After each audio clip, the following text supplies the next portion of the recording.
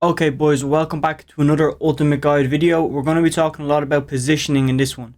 Literally, that's all we're going to be talking about. It's a 20-minute video. We're going to start on early game, mid game, and move our way into end game. So it's going to be stacked full of information, how to rotate, best places to box up, all of that.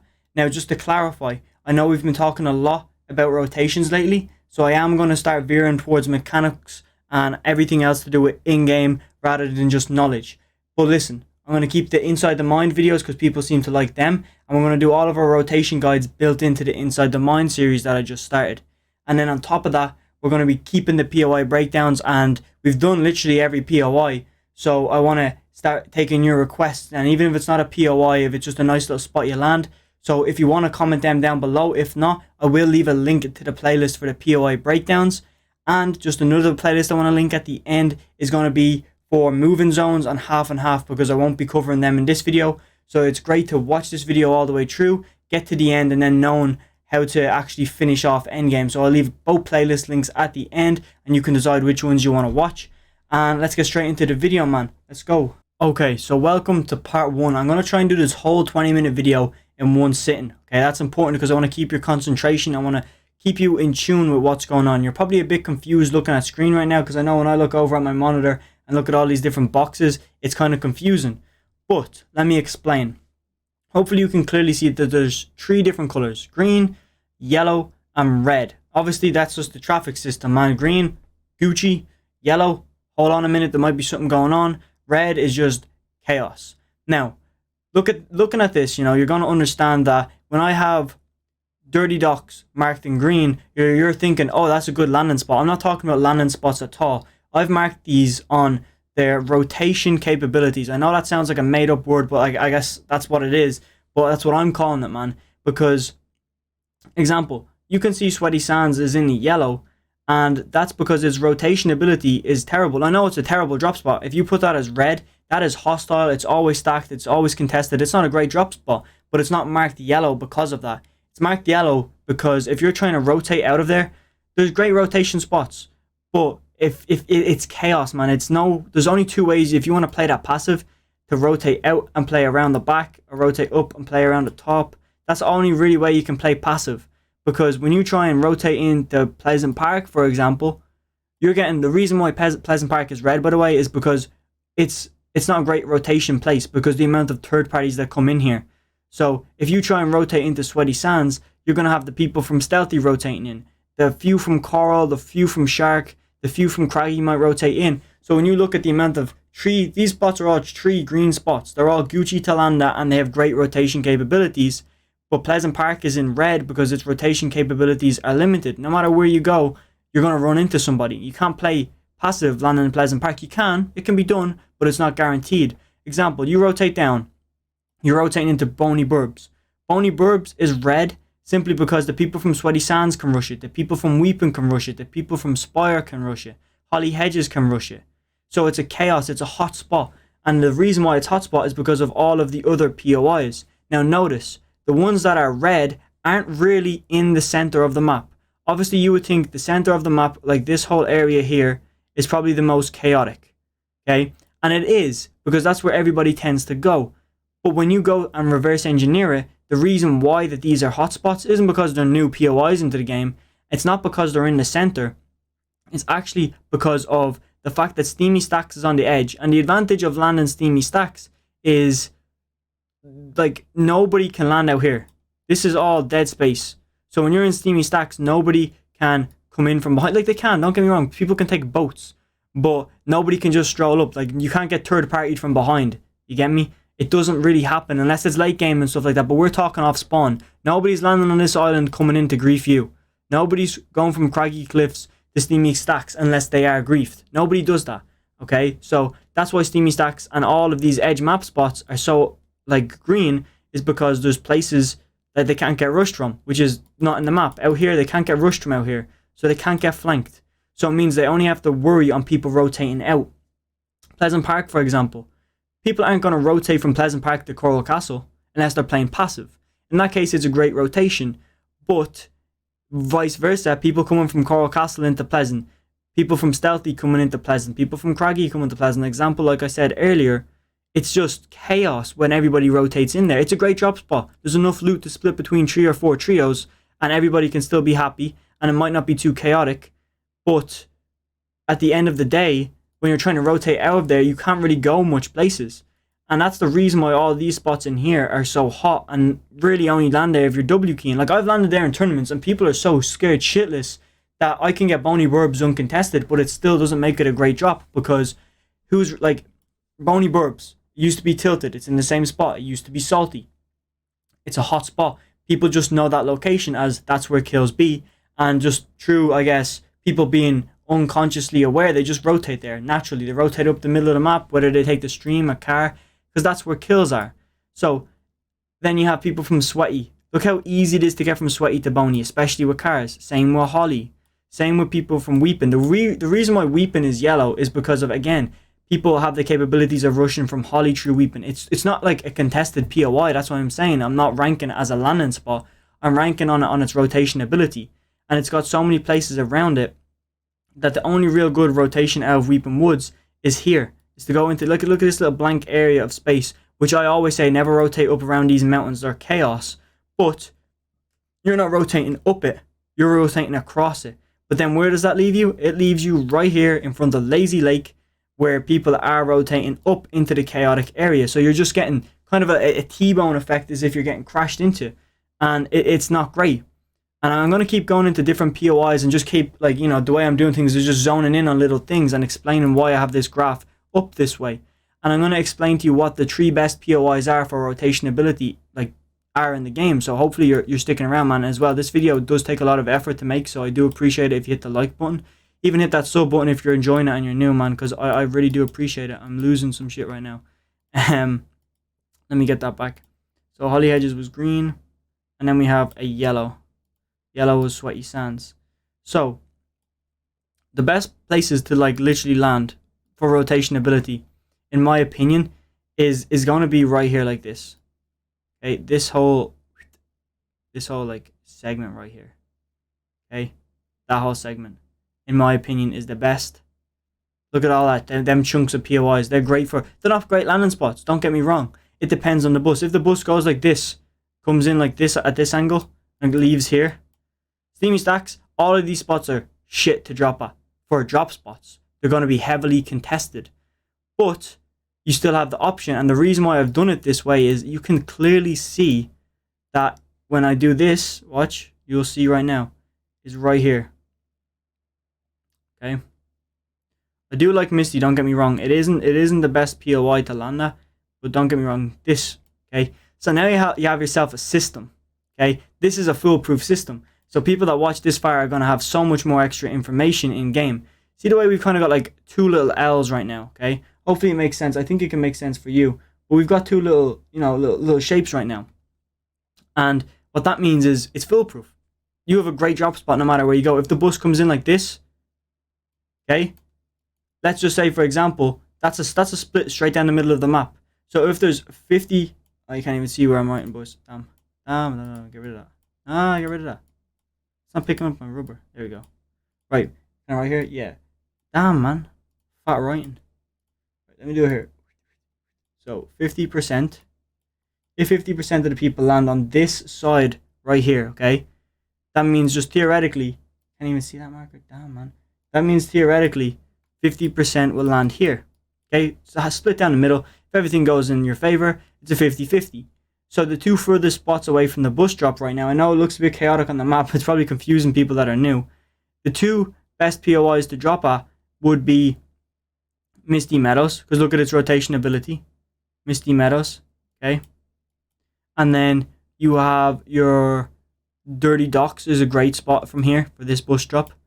It's not a fire drop, but the thing is, it's like that here on the bus, this little like black line, I'll make it real thick. That's about the 3rd drop. You know, if you get me like a 3rd, like, man, these trees, man. The number 3 messes me up, okay? You have thirds, you know, 3/3 equals a whole. That's about 2/3 of the bus, and that would be the full 1/3, okay? This is messing me up, man. But if you get me, half of the people, like 2/3 of the people should be jumped out by now if you go with logic. So you have a nice free drop. And that's the way I usually calculate my drops when I'm trying. You boys don't see all this in tournaments because I literally don't try. I need to get back into that mindset and being that IGL, being the GOAT. But shit, it doesn't happen that way. That's the way you need to be thinking though. So if you follow this kind of formula I've got going here with these two C shapes, no matter what way the bus goes, you have a consistent drop spot. Like, I'm not even capping right now. You have the most consistent drop spot ever. So like the bus comes in like this. If you get these like green spots down, not all of them, just the bus comes in like this. Where can you play? The two on there's always one POI on each one of these little semicircles I've got going that's overpowered. So from here, it would be Stealthy Stronghold because it's so far away. And Stealthy Stronghold has something that not a lot of POIs do, which is, most POIs, like I said, have an X behind them. But Stealthy Stronghold has an X a bit to the left of it and a bit to the right of it as well. So it looks like a little force field, like a little semicircle protecting it because nobody can come from behind you. So that's what makes Stealthy Stronghold so insanely good. Again, and it's not the furthest POI away from the bus. Coral Castle would be. And there's a reason, and I'll explain it, why I didn't put Coral Castle in the rotation ability, category I have. And it's because there's not a lot of places you can rotate from Coral Castle, especially if you're playing more of an aggressive playstyle. It doesn't give you that much of an option. Like, it does. You can rotate into Pleasant, but like I said, that's a bad rotation because of how contested it will be. And then you can play down the middle. But look, it's even worse if you make a rotation like this straight through the middle of the POI. Like, look at that. It's chaos. It's absolute chaos. So you need to understand all these POIs and how they work. And I feel like I've covered it enough. Like, wait, before I, round up this part of the video, I think I've covered this section enough. But when I get to, man, I don't know what I'm saying. I'm getting trippy right now. I'm getting trippy. But like, down here, you can land Misty, man. Down here, you can land Misty. I'm getting excited about this video. Look at Misty. Misty is your POI down here in this section. You can land here because it's far away. It's less contested. You can rush Catty. You can play passive and run your way up through Slurpee up the right. Like, it's so endless, man. I'm sick of explaining it. It's so easy to just understand all of this. Well, not the way I'm explaining it, but the science of rotations is so simple to me, man. And I'm hopefully helping getting through to a few people. We're going to just remove all this and then talk about the same thing. But obviously, you want to be knowing your mid-game rotations and understanding that. Okay, boys, this is just a little brief intermission. I want to ask you to hit that sub button if you're new. We're going to move on to part 2, and we're going to be actually talking about mid-game rotations. That's just giving you an example of a bird's eye view of how my brain works when I'm in an in-game scenario and I'm IGLing a team like I used to be way back when, man. I need to get back into that competitive scene, and I'm hungry, man. But make sure you hit that sub button, man. We'll come up with videos like this every Monday to Friday. We're streaming every Monday to Friday, and we have the coaching sessions opening up, man. Everything's going to be dope over here, so it's worth hitting that sub button. We're going to move on to part 2, talking, like I said, about actual mid-game rotations. Let's go, man. Okay, so if we're getting straight into part 2, what you want to be doing is rotating late off spawn. So when you leave your POI, you need to make a correct, guess on how long it will take you to get from where you are to the edge of zone. Okay, so make a good guess on that, man. There's no other way of doing it. You just, you know how long it takes. If you take a car, it might take 15 seconds. If you run, it might take 30 seconds. And if you walk, it might take 60 seconds. But it's a simple fundamental. Find out and guess how long it should take you to run that far. Then you rotate late so you're behind everybody. If you're behind everybody, they can't see you. And I've said it so many times in TikToks and in YouTubes. Be behind the opponent. If they're running and you're behind them, you can shoot them in the back so cleanly. And vice versa. If you're rotating early and in front of them, they can shoot you in the back. And that's how you end up getting storm held.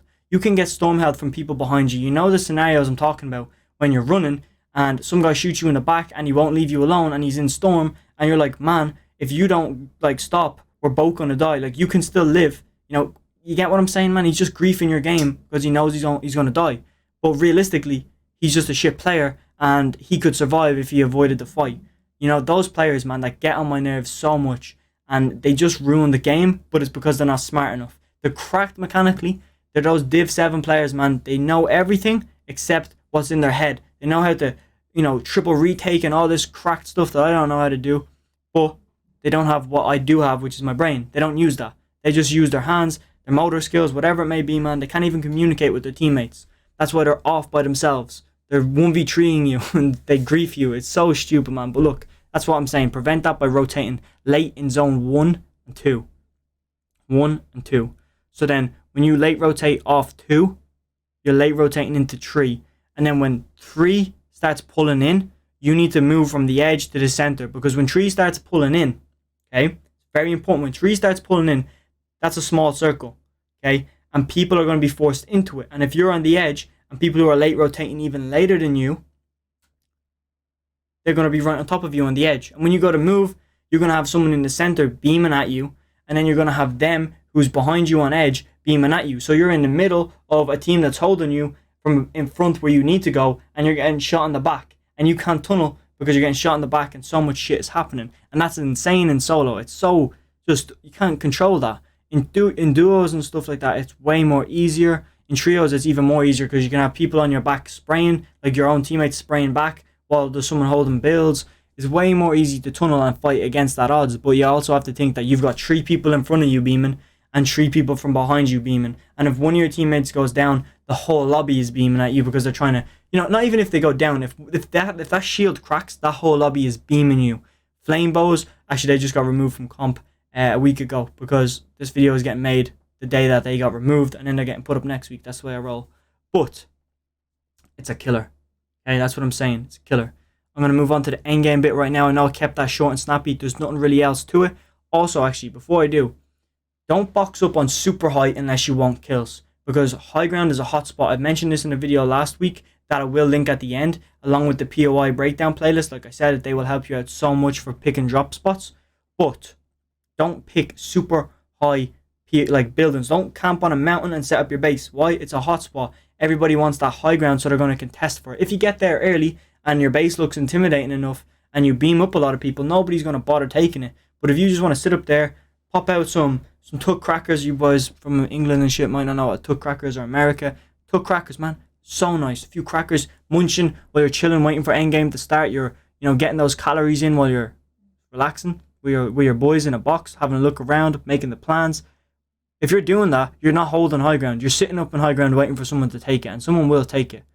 And if you are doing that, make sure you box up too high, because if somebody ramps up behind you, they can just take high ground that easy. They just ramp up, place walls, jump, and they're a layer above you right now on top of your high ground, and you can't really contest it because everybody's going to beam you, so you just lose instantly. But if you're too high, people are less, like too high as in not too high as in, you know, 2 tiles high, and people are less likely to ramp rush you and just box up on top of you. So that's very useful. And then also, don't box down super low. I see so many people not wanting to fight or contest high ground, so they box down on the low ground. That is asking to be beamed. People look at you and they're like, he is a bot, he is a noob, let's beam him. You get me? And then they're all going to grief you. The same scenario where the whole zone is just beaming you as soon as you get cracked. You want to avoid that as much as possible. So box up in a place that's neutral. It doesn't really stand out. It's just like, it's a place, let's box up here. It looks just, it doesn't stick out, you get me? It's not ultimate height, it's not ultimate low, it's just there, if you get me. That's where I suggest boxing up. And we're going to move on to endgame right now. And we're not, like I said, we're not talking about moving zones and stuff. I'm going to maybe talk a bit about half and half and explain to you how I usually play dead side and stuff. So let's get into that right now. Okay, so talking about half and half, I decided to hop back onto Loot Lake. I kind of just have it as a grey screen right now. And I just want to illustrate what I'm talking about as in half and half. I know a lot of people say play Ultimate Edge, but I play for consistency, man. And I'm going to show you why I like playing center for half and half. A lot of you boys won't agree with me until I explain this to you. But trust me, man, this is how you know I know what I'm talking about. Okay? Let's say, for example, half and half pulls right... I'm going to do it like right here, okay? Half and half pulls right here. It's a small zone. It's half and half. Okay? It now looks like a bit of a square. Actually, let me get rid of that. I can't make a video with that. Okay? We got half and half right here, okay? A bit more of a shape. So to get the half and half, and let's say, for example, you are boxed up right here, okay? This is you're boxed up right here. And half pulls, and it's over here. You know how far you've got to run? That's 800 meters you have to run right there. From here to here is 800 meters, okay? You know how many tiles you have to run? 800 meters? That's pretty far, man. That's if you're on the full far side, and well, it's 800 meters if you need to get to here. But you don't want to get to here unless you want to play dead side. So let's say you want to make it to the bare minimum. It's about 500 meters of a run. In solos, that's all your mats gone. That's 1,500 mats gone in solos. You cannot play like that in solos. Maybe in trios you can pull that off. But do you think that you're going to rotate across in an FNCS, okay, where there could be up to 50 people in this zone? Do you think you're going to be able to rotate across that without getting beamed at to bits. You will get griefed so hard running, like, it's literally a full zone, man. I don't know what people and coaches out there are saying you should try and play it, because, okay, a circle fits in a square, yeah? If you have a square box, a circle fits in it, like this, okay? Example. I will show you what my brain thinks of, okay? If you have this example right here, okay, that's a box, and this zone fits in the box. Forget half and half for a minute, okay? This fits in the box, okay? But now a box can be divided like this, can't it? The box can be divided in 4. Okay? What does that mean? That's 25% per box. So let me write that somewhere here. 25, that's too big, okay? Undo that. Give me some small shit. 25%. So you have a 25% chance of pulling half and half. If you like play like the way this guy's playing, and you want to pull half and half, you've got a 1 in 4 chance, because 25% is like, if you multiply 25 by 4, you get 100%. So it's a quarter. There's 4 boxes, 1 in 4, because there's only 1 circle out of 4 potential spawns for that half and half zone. So you're gonna say to yourself, I will take a 25% chance of getting it. But if you don't get it, you have another 25% chance that you actually have to run across the whole zone. Okay, the whole zone you have to run across. So out of those 4 times that you can get it once, or you can run as far as possible once. So now you're at a kind of, I guess, best case scenario is this box. You get it. Okay, that's 25% of your 4. Okay, but then to make it 50%, the other 25% means you have to run as far as possible. So that's the complete 2 sides. But then that other 25% and the last 25% of the square, so your 3 out of 4 and your 4 out of 4, are actually the same distance away. So you could have to run like this to get over there. You could run across to here, and you can run across to here. You don't even have to run that far. If you're boxed up dead center here, like, but if you have to run to here, you don't actually have to run that far. Okay, so you could take those odds to box up right here if zone pulls like that, because like I said, this zone can only pull in 1 of 4 spots like this. That's the way it's like. You can pull different spots within here, but it only will spawn in those 4 different corners of a circle. But that's why I made it square, so it's easier to understand. So you can run all the way over here, you can run all the way over here. If you're a dead center here, it's the same distance for these 2. Okay, so it's like worst case scenario, best case scenario, or you have a 50% chance of running the same distance. It's too much, man. Okay, but now if you look at the way I want to play it, and the way I'm telling you to play it as a coach, as someone who's never got earnings, but should have earnings because of the information I know, this is how it works. Right here, man. This is how it works. The reason why I don't have earnings is because I take all my time doing shit like this and trying to teach as many people as possible, so I don't have time to focus on comp.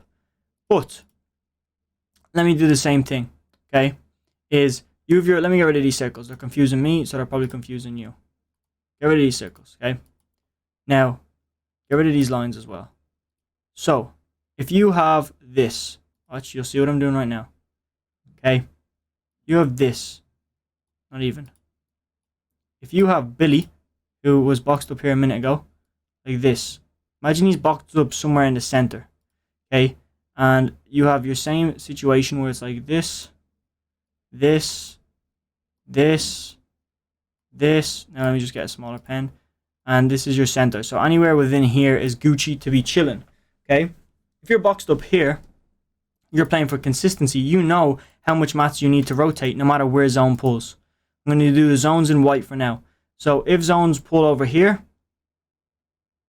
zones pull here, if zones pull here, if zones pull here, what are you doing?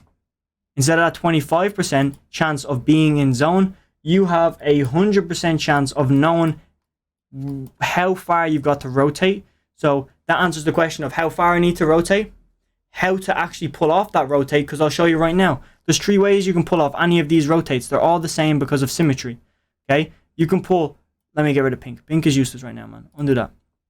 Let me get yellow.